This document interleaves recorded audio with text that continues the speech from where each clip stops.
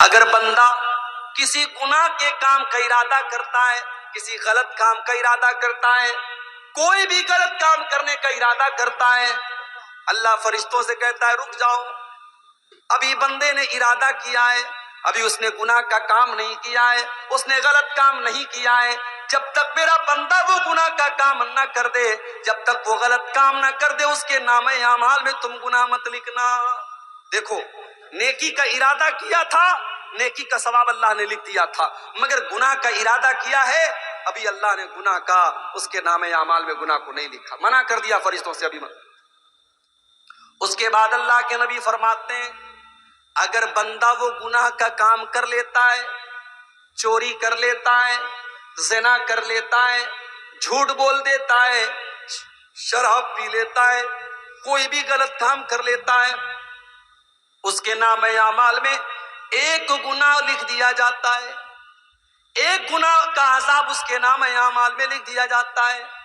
لیکن اگر ارادہ کرنے کے بعد اگر بندہ گناہ سے بچ جائے اور گناہ نہ کرے تو ذرا اس اللہ کی رحمت دیکھو، اللہ فرشتوں سے کہتا ہے میرے بندے نے میرے ڈر سے اس گناہ کو چھوڑ دیا ہے، میرا ڈر اس کے دل میں پیدا ہو گیا اور اس نے گناہ کا ارادہ کر کے گناہ نہیں کیا ہے، اے فرشتوں اس کے نام اعمال میں ایک نیکی لکھ دو، اس نے گناہ کا ارادہ کر کے گناہ نہیں کیا، اس نے میرے ڈر سے ایسا نہیں کیا، اے میرے فرشتوں اس کے نام اعمال میں ایک نیکی لکھ دو۔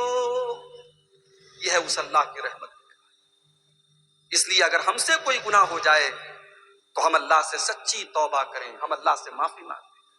اچھا، توبہ کا مطلب سمجھتے ہو؟ جب ہم گاڑی چلاتے ہیں، چاہے ہم کار چلا رہے ہو یا بائک چلا رہے ہو، تو آپ نے راستے میں کہیں کہیں دیکھا ہوگا روڈ کے اوپر یو ٹرن لینا ہوتا ہے۔ اگر ہمیں اس سائڈ سے اس سائڈ آنا ہے تو ہم یو ٹرن لیتے ہیں، پوری گاڑی کو ہم گھما کے اپوزٹ راستے پہ لے کے آتے ہیں۔ توبہ کا مطلب ہوتا ہے یو ٹرن لینا۔ توبہ کا مطلب ہوتا ہے آپ اللہ تعالیٰ کے راستے سے بھٹک گئے تھے، صراط مستقیم سے بھٹک گئے تھے، اب آپ یو ٹرن لے رہے ہیں، آپ اللہ کے راستے پر واپس لوٹ رہے ہیں۔ اس لیے اللہ تعالیٰ قرآن کریم میں فرماتا ہے اِلَّا مَن تَابَ وَآمَنَ وَعَمِلَ عَمَلًا صَالِحًا فَأُولَئِكَ يُبَدِّلُ اللَّهُ سَيِّئَاتِهِمْ حَسَنَاتٍ۔ جو توبہ کر لے، جو ایمان لے آئے اور جو نیک عمل کر لے، ہم اس کے گناہوں کو نیکیوں میں بدل دیں گے۔ کل تک وہ شراب پیا کرتا تھا، کل تک وہ زنا کیا کرتا تھا، کل تک وہ جھوٹ بولا کرتا تھا، کل تک وہ حرام کام کیا کرتا تھا، آج اس نے سچی توبہ کر لی، آج اس نے اللہ سے معافی مانگ لی، آج وہ نیک عمل کرنے لگا، آج اس نے اپنے آپ کو سدھار لیا، تو اللہ تعالیٰ اس کو معاف بھی کر دے گا اور اس کے سارے گناہوں کو نیکیوں میں بدل دے گا۔ اس اللہ کا کرم دیکھو، اس اللہ کی رحمت کا دریا دیکھو، فَأُولَئِكَ يُبَدِّلُ اللَّهُ سَيِّئَاتِهِمْ حَسَنَاتٍ۔ دنیا میں اگر ہمارا ایک باپ کا اگر بیٹا کوئی غلطی کر دے اور بیٹا آ کے باپ سے کہے ابا مجھ سے غلطی ہو، بچہ غلطی کر دے ماں سے آ کے کہ اماں غلطی ہو گئی، تو ماں معاف کر دیتی ہے، بیٹا معاف کر دیتا ہے۔ مگر باپ جب معاف کرتا ہے، ماں جب معاف کرتی ہے تو ایسا تو نہیں کرتی ہے ماں، ایسا تو نہیں کرتا ہے باپ کہ اس بچے کو معاف کر دے اور اس کے بعد اس کو تحفہ دے دے، مگر وہ اللہ وہ جب ہم توبہ کرتے ہیں میرے بھائیوں تو وہ ہمیں معاف بھی کرتا ہے اور ہمیں تحفہ دیتا ہے، ہمارے گناہوں کو نیکیوں میں بدل دیتا ہے۔ یہ اس اللہ کا کرم ہے، یہ اس کی رحمت ہے میرے پیارے سے۔ اس لیے کبھی بھی کتنا بھی انسان گنہگار ہو اسے اللہ کی رحمت سے مایوس نہیں ہونا چاہیے۔ اگر آپ کو لگتا ہے کہ میں بہت گنہگار ہوں اور میری دعا اللہ تعالیٰ نہیں سنے گا، تو آؤ قرآن کی میں وہ آیت پڑھتا ہوں۔ یہی وہ آیت ہے جس کے بارے میں عبداللہ بن مسعود کہا کرتے تھے ارجا آیت فی کتاب اللہ، یہ قرآن کی ایسی آیت ہے جو گنہگاروں کو امید دلاتی ہے، آشا دلاتی ہے، گنہگاروں کے دل میں اللہ تعالیٰ سے معافی مانگنے کی آشا پیدا کرتی ہے۔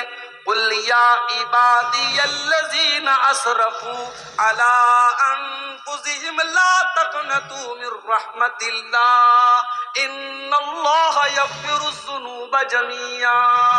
اے میرے بندو اگر تم نے گناہ کر کر کے اور بات کر کر کے اپنے اوپر اتیاچار کر لیا ہے، ظلم کر لیا ہے۔ لا تقنطوا من رحمت اللہ، تم اللہ کی رحمت سے مایوس نہ ہونا، تم اللہ کی رحمت سے نراش نہ ہونا، تم اللہ کی رحمت سے تم نا امید مت ہونا، اللہ تمہارے تمام گناہوں کو معاف کر دے گا۔ اب آئیے ہم تقریر کے دوسرے پارٹ کی طرف آتے ہیں۔ وہ کون سے گناہ ہیں جن کو شریعت نے بڑے بڑے گناہ قرار دیا ہے؟ اللہ کے نبی کے پاس ایک صحابی آئے، کہا ہے اللہ کے نبی ایو الذنب اعظم، سب سے بڑا گناہ کیا ہے؟ سب سے بڑا گناہ کیا ہے؟ آپ نے فرمایا ان تجعل للہ ندا وہو خلقک، سب سے بڑا گناہ یہ ہے کہ تم اللہ کے برابر کسی کو ٹھہراؤ۔ اللہ کے پیارے نبی کے پاس آفر آیا، مکہ کے کافروں نے آفر دیا، اے محمد صلی اللہ علیہ وسلم، ہم آپ کو ایک بڑا بہترین آفر کرتے ہیں، ایک دن آپ ہمارے بتوں کے آگے سجدہ کیجئے، ہم ایک دن آپ کے اللہ کے آگے سجدہ کریں گے، ایک دن آپ ہماری مذہب پر ہمارے مذہب کو فالو کیجئے اور ایک دن ہم آپ کے مذہب کو فالو کریں گے۔ بڑا اچھا آفر تھا، بیچ کا راستہ نکالا گیا تھا۔ جیسے آج کے زمانے میں بہت سارے مسلمان کہتے ہیں کہ بھائی اسلام بھی ایک مذہب ہے، کرسچینٹی بھی ایک مذہب ہے، جیوئزم بھی ایک مذہب ہے، ہندوازم بھی ایک مذہب ہے، سارے مذہب ایک ہیں، راستے الگ الگ ہیں، منزل ایک ہے۔ معاف کرنا میرے بھائی، یہ عقیدہ اسلام کا عقیدہ نہیں۔ اسلام کا عقیدہ یہ نہیں ہے کہ سارے راستے الگ الگ ہیں، منزل ایک ہے۔ اسلام کا راستہ یہ ہے منزل بھی ایک ہے اور راستہ بھی ایک ہے، اور وہ راستہ اللہ کا راستہ ہے، وہ راستہ رسول کا راستہ ہے، وہ راستہ اسلام کا راستہ ہے۔ وَمَن يَبْتَغِ غَيْرَ الْإِسْلَامِ دِينًا فَلَن يُقْبَلَ مِنْهُ، جو اسلام کو چھوڑ کر کے کوئی اور راستہ اپنائے گا، اس کے مذہب کو اللہ تعالیٰ قبول نہیں کرے گا، سویکار نہیں کرے گا۔ وَهُوَ فِي الْآخِرَةِ لَمِنَ الْخَاسِرِينَ، اور آخرت میں وہ خسارہ اٹھانے والوں میں سے ہوگا۔ اور ہندو مذہب میں بھی یہی بات کہی، ہمارے ہندو بھائیوں کی بڑی مشہور کتاب ہے شریمد بھاگوت گیتا، اس کے اندر شری کرشن جی نے بھی یہی کہا ہے کہ توحید کا راستہ ہی سب کو نجات دلائے گا۔ سرو دھرمان پریتیجیا مامیکم شرنم ورجہ اہم توا سرو پاپیبھیہ موکشیشامی ما شوچہ، سارے دھرموں کو چھوڑ دے، سارے راستوں کو چھوڑ دے اور ایشور کی پرماتما کی شرن میں آ جا، اللہ کی پناہ میں آ جا، میری پناہ میں آ جا، میں تیرے سارے گناہوں کو مٹا دوں گا، تجھے نجات دے دوں گا، تجھے جنت میں ڈال دوں گا، تجھے سورگ میں ڈال دوں گا۔ یہی ہندو مذہب کے اندر بھی کہا گیا، یہی اسلام کے اندر بھی کہا گیا کہ ایک راستہ جو نجات دینے والا ہے وہ توحید کا راستہ ہے، وہ اللہ کا راستہ ہے۔ میرے بھائیوں، انسانیت کے نام پر اور مانوتا کے نام پر اپنے آپ کو اتنا ہلکا مت بناؤ کہ اللہ کے ساتھ شرک ہو رہا ہے اور تم کرسمس کی مبارکباد دے۔ اور ابھی تو کرسمس ختم ہو رہا ہے، آج 29 تاریخ ہے نا، 29 ہے نا، 2 دن کے بعد 31 کی نائٹ آئے گی۔ کلکتہ کے بڑے بڑے ہوٹل بک ہیں، ناچنے والیاں اور اپنے جسم کا اور اپنے شریر کا انگ پردرشن کرنے والی بالی ووڈ کی ہیروئنوں کو بلایا جائے گا۔ 10 ہزار کے ٹکٹ ہیں، اور آپ یقین کریں بڑے بڑے 5 اسٹار ہوٹلوں میں 31 کی نائٹ میں رات بھر شراب پی جائے گی اور نشے کی حالت میں لوگ دھت ہو کر کے حرام کام کریں گے، اور یہ کام ایک بڑی تعداد میں مسلمان لڑکے اور لڑکیاں بھی کرتے ہوئے نظر آئیں گے۔ مسلمان بھی آپ کو یہ کام کرتے ہوئے نظر آئیں گے۔ کلکتہ میں جب اولا بائک پر میں جا رہا تھا، اولا بائک کے ڈرائیور نے مجھ سے کہا، میرا حلیہ دیکھ کر کے اس کو لگا کہ یہ مولوی صاحب حافظ جی لگ رہے ہیں، وہ مسلمان تھا، اس نے کہا مولوی صاحب حافظ جی حالات بہت برے ہیں۔ اس نے کہا سنڈے کے دن رات میں ہم لوگ جب بائک لے کے نکلتے ہیں، نشے کی حالت میں بالکل ٹھلی ہو کر کے، بالکل دھت ہو کر کے جوان لڑکیاں آتی ہیں، ان کے باپ کو کوئی پرواہ نہیں کہ ہماری لڑکی کہاں گئی ہے، ان کی ماں کو کوئی پرواہ نہیں ہماری جوان لڑکی کہاں گئی ہے، نشے کی حالت میں دھت ہو کر کے آتی ہیں اور ہم سے کہتی ہم کو ہمارے گھر پہنچا دو، اور ہمیں ڈر لگتا ہے کہیں ایسا نہ ہو کہ اس کو لے کر کے جب اپنی بائک پر ہم جائیں اور یہ ہم کو جکڑ کر کے ہم ہماری بائک پر جب بیٹھیں تو کہیں ایسا نہ ہو کہ ہم گناہوں کی دلدل میں چلے جائیں اور ہم کوئی غلط کام کر بیٹھیں۔ کہا کہ یہ کام کرنے والی مسلمان لڑکیاں بھی ہوتی ہیں اور غیر مسلم لڑکیاں بھی ہوتی ہیں۔ حالات یہ ہے میرے بھائی، یہ مسلمان ہیں جنہیں دیکھ کے شرمائے یہود، وضع میں تم ہو نصارہ تو تمدن میں ہنود، یہ مسلمان ہیں جنہیں دیکھ کے شرمائے یہود۔ مسلمان کی شادی ہو رہی ہے، ناچ گانا بھی ہو رہا ہے، مسلمان کی شادی میں ڈی جے بج رہا ہے، ماشاء اللہ بڑا پکا مسلمان ہے، کیا مجال ہے کہ اس کے اسلام پر کوئی سوال اٹھائے؟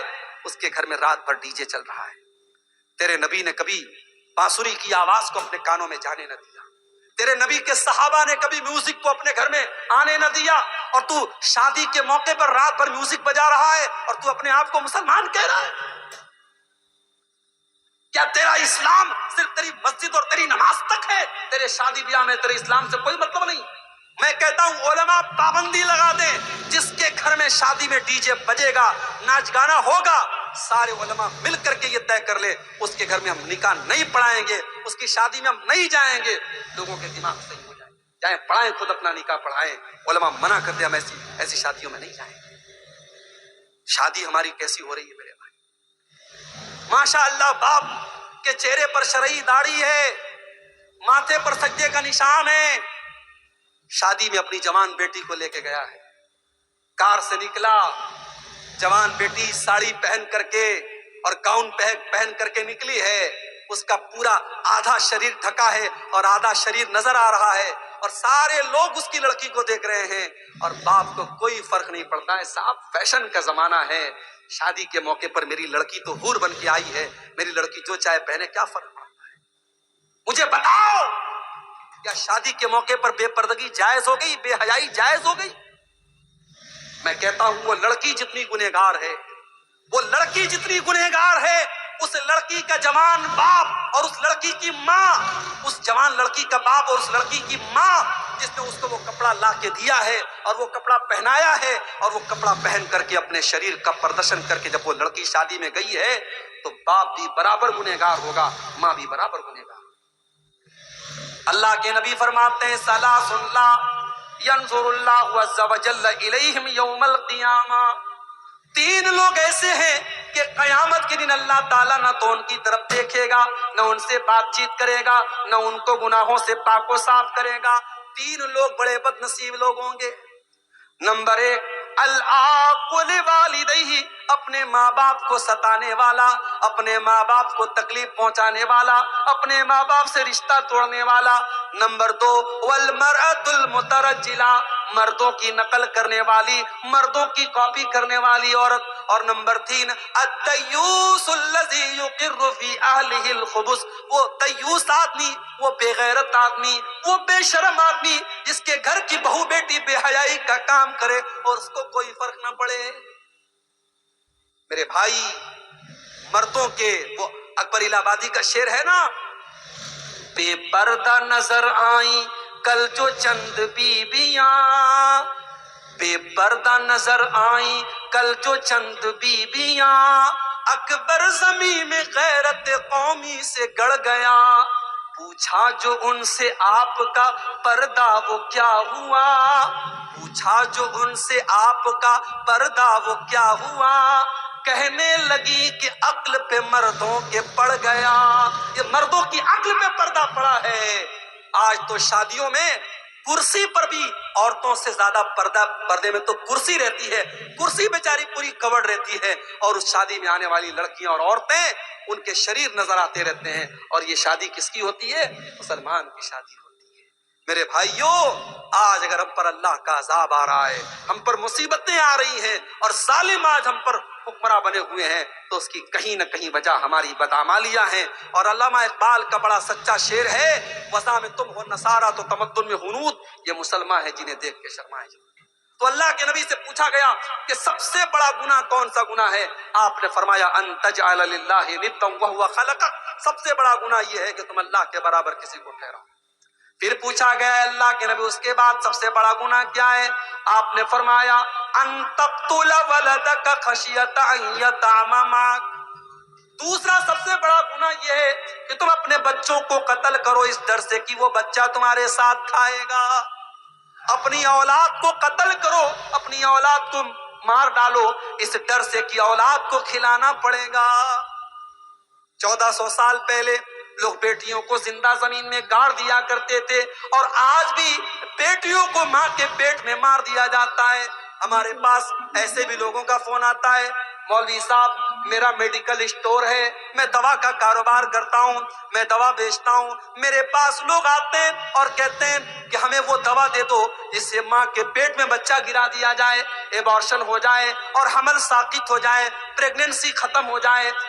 मौलवी साहब हम तो मेडिकल स्टोर का काम करते हैं, हम तो दवा को बेचने का काम करते हैं, अगर वो दवा हम देते हैं तो क्या हमको गुनाह पड़ेगा? मैंने कहा बिल्कुल गुनाह पड़ेगा, इसलिए कि कुरान कहता है तावनु अलल बिर्रि वत तक़वा वला तावनु अलल इस्मि वल उद्वान। कुरान कहता है गुनाह के काम में और गलत काम में एक दूसरे का सपोर्ट मत करो। अगर आप दवा का कारोबार करते हैं और आप वो दवा बेचते हैं इससे माँ के पेट में हमल साकित होता है, उस बच्चे के कत्ल में आप भी भागीदार बन जाएंगे, उसमें आप भी शरीक हो जाएंगे। मैंने कहा कतई ऐसा काम मत कीजिए और मत बेचिए। और उसूल समझ लो, उसूल समझ लो कलिया चक वालो, जो चीज गलत है, गलत चीज का कारोबार करना भी गलत है। जो चीज हराम है, हराम चीज का बिजनेस करना भी हराम है। जो चीज नाजायज है उसका कारोबार करना और उसका काम करना, उसको दुकान पर सेल करना और उसको बनाने में सपोर्ट करना भी गलत है। और इसमें कोई इख्तलाफ नहीं है, सारे उलमा का ये मुत्तफ़िक़ा फतवा है। जाओ किसी भी इदारे से फतवा ले लो, अगर आप किसी चीज के बारे में शरीयत की नजर में आप ये मानते हैं कि ये चीज गलत है और फिर आप उस चीज का कारोबार कर रहे हैं, उसका बिजनेस कर रहे हैं, तो आप अल्लाह के यहाँ जवाब देना पड़ेगा, क्योंकि आपने हराम और नाजायज चीज का बिजनेस करके उसको प्रमोट किया है। और दलील इसकी कुरान की यही आयत है वला तावनु अलल इस्मि वल उद्वान, के गुनाह के काम में और गलत काम में हमें एक दूसरे का सपोर्ट नहीं करना है। तो बच्चे तो आज भी कत्ल हो रहे हैं, बच्चे तो आज भी कत्ल हो रहे हैं, कहीं माँ के पेट में कत्ल हो रहे हैं, कहीं हॉस्पिटल के बाहर आपको डस्टबिन में मरी पड़ी हुई बच्चियां मिल जाएंगी। और आज भी हमारी भारत सरकार ये नारा लगाती है बेटी बचाओ बेटी पढ़ाओ। आज 2023 और 2024 शुरू होने वाला है, तरक्की का जमाना है, हमारा भारत चंद्रयान हमारा चांद तक पहुंच गया है। आज के दौर में हमारी सरकार को नारा लगाना पड़ता है बेटी बचाओ बेटी पढ़ाओ। क्यों? क्योंकि सरकार का ये डाटा है, ये गवर्नमेंट का डाटा है कि हर साल सैकड़ों बच्चियों को माँ के पेट में मार दिया जाता है, मार दिया जाता है। अल्लाह के नबी ने फरमाया शिर्क के बाद दूसरा सबसे बड़ा गुनाह यही है कि इंसान अपनी औलाद को कत्ल कर दे, ये सोच करके कत्ल कर दे कि बेटी पैदा होगी उसकी शादी कैसे करेंगे, उसको कैसे पढ़ाएंगे, कैसे उसकी तालीम का इंतजाम करेंगे। मेरे भाई ये दिमाग से निकाल दीजिए कि औलाद को आप खिलाते हैं, ये दिमाग से निकाल दीजिए कि बीवी को आप खिलाते हैं।